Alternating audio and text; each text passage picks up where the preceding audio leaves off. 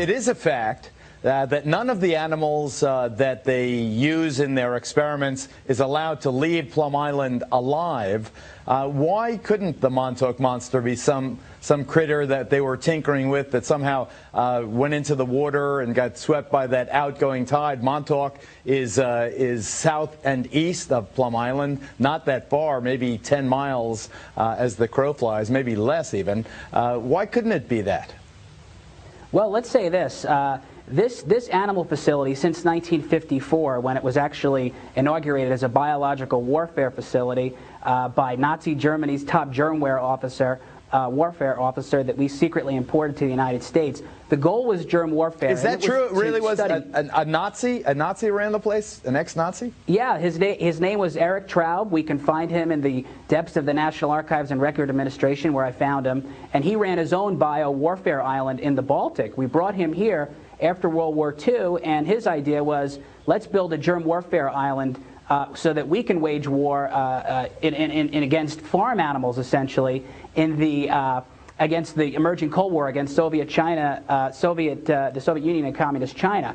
But with the Montauk Monster, you know, there seems to be reports that it looks like the types of animals that are researched at Plum Island are large farm animals like cattle or pigs or sheep, animals like this. And is it possible that it could have fell off the island and and sort of washed ashore on a beach? Possibly. It looks like it may be some sort of a ploy by some movie makers to try to get publicity up for their movie. But let us be clear. What we need to say that if this Montauk Monster raises the profile of a place that is run and protected no better than a junior high school biology lab, then that's a good thing. And other things have fallen off the back, like, for example, samples of viruses and bacteria falling off the ferry and winding up on beaches before. So it wouldn't be the first time, although I'm not particularly convinced that this strange-looking animal is from Plum Island. Scratching their heads and grossing them out. The body of this creature washed ashore along the East River. So what exactly is it? Eyewitness News reporter Kimberly Richardson spoke with the woman who first spotted it and joins us live from Lower East Side. Kimberly? Well, Sade, let's first start with things that wouldn't be too surprising to find here in the East River. Today we spotted a tire, we even saw a bra, and a fisherman who pulled out a crab. But this creature, affectionately named the Manhattan Monster, well, all bets are off. Well, it's pretty hideous. Is it real? It's real. What is it? One part gross, one part fascinating. When you live in Chinatown, you definitely see a fair share of like horribly crushed rats and stuff, but nothing, I've never seen anything quite like this. Denise Ginsley showed me exactly where she spotted it. The mouth was, I saw those big teeth.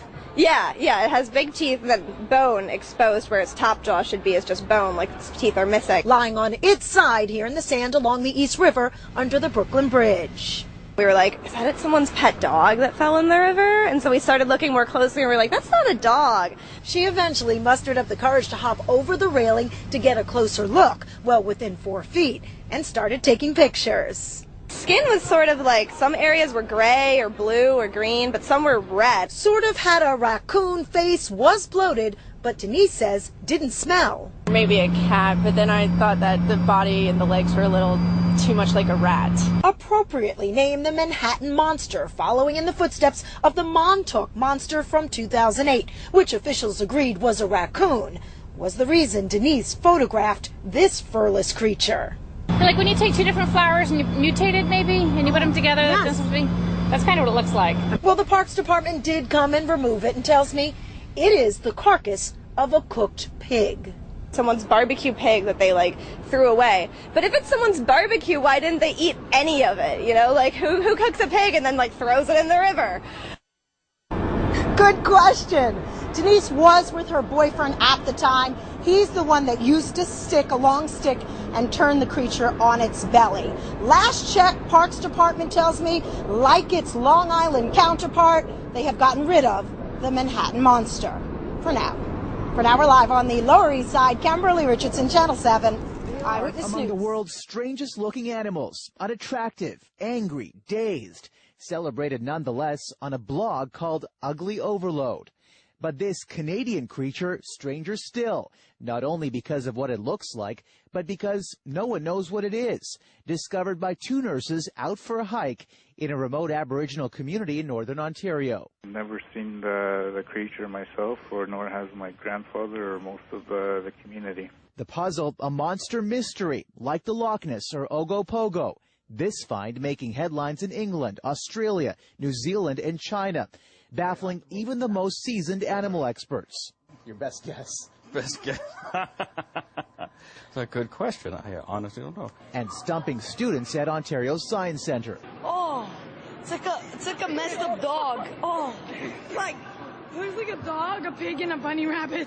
There are theories. A village elder saying he saw a similar creature in the same northern Ontario community almost 6 decades ago. Another suggestion that the animal is related to this one, washing ashore in Montauk, New York 2 years ago, but still not identified.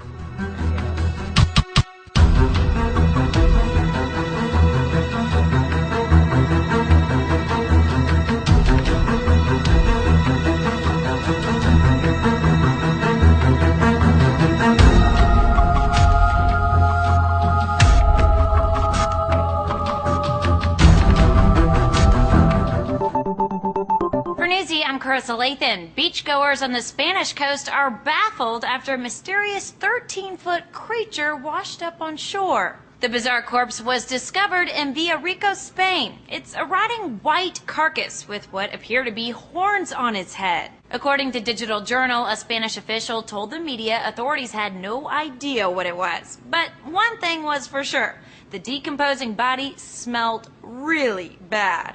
Biologists will analyze some samples, but the rest of the carcass was buried due to possible health risks for beachgoers. Photos of the mysterious carcass were quickly passed around online, and theories about the creature are now a dime a dozen. So far, the Huffington Post reports most of them suggest it's a mutant fish, a type of shark, or an oarfish. And of course, several news anchors also took a stab at trying to identify the mysterious creature. Is it the Loch Ness Monster, a water dinosaur, or even some sort of sea dragon? Could be a chupacabra. It could be. You can't zoom it in?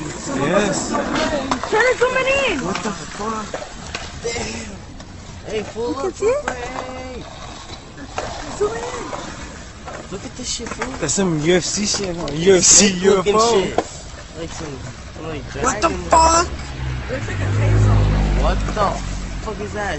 That's a spaceship, though. Let me see. No. Let me see before it leaves. What the fuck? You just watching that motherfucker? Yo, you seen it? You can't zoom it in? Yeah, that's all it is. Look, it's like this man. Oh yeah.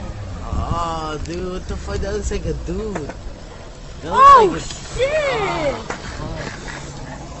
Fuck is like too shit. Hey, but that shit look like a fucking spaceship, like over there, huh? Like the way it was shaped.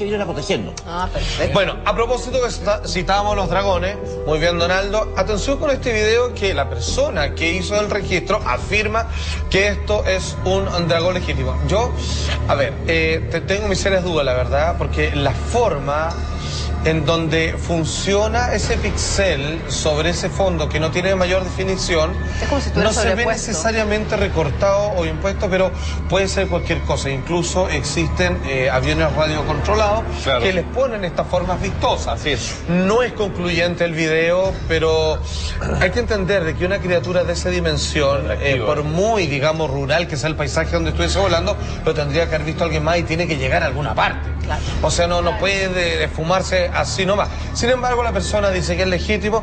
La verdad es que yo tengo mis serias dudas respecto al video, pero claramente no deja de ser fascinante.